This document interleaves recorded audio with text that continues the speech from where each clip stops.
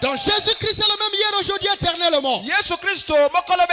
Au paragraphe 16, j'ai constaté qu'il y a deux choses. C'est l'amour et la foi.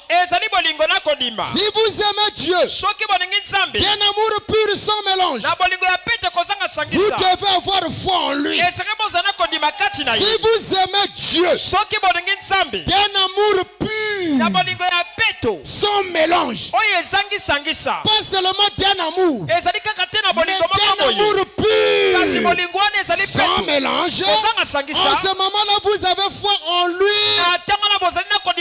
Le problème est dit dans une expérience au paragraphe 48. Permettez-moi pendant qu'on aligne les gens de demander ceci. Combien ici croient que la chose la plus essentielle dans le royaume de Dieu, c'est l'amour? Combien ici croient que la chose la plus essentielle en dehors de tout ce que nous avons là, la chose la plus essentielle, c'est l'amour? Parce que l'amour, c'est le dernier carré du christianisme. L'amour, c'est la finale de toutes les vertus. L'amour, c'est même la vertu patron. La Bible dit, vous pouvez parler les langues des anges et des hommes, mais si vous n'avez pas l'amour, vous pouvez prêcher sous onction, mais si vous n'avez pas l'amour, et vous ne serez rien. C'est l'amour qui caractérise le christianisme. Le frère Branham dit, le christianisme est basé sur l'amour. Le christianisme qui est Christ lui-même, son fondement, c'est l'amour.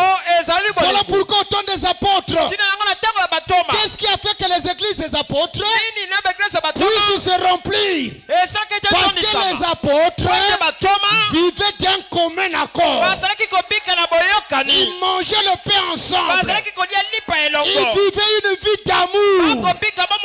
Et tout homme est faible devant l'amour. Et quand les païens ont vu l'amour, ils sont venus au milieu d'eux. La base du christianisme et le sommet du christianisme, c'est l'amour. La foi faillira, les langues failliront, les prédicateurs passeront, mais l'amour ne passera pas. Donc les choses principales dans le royaume de Dieu, c'est l'amour. Il pose la question, lesquels qui croient ça?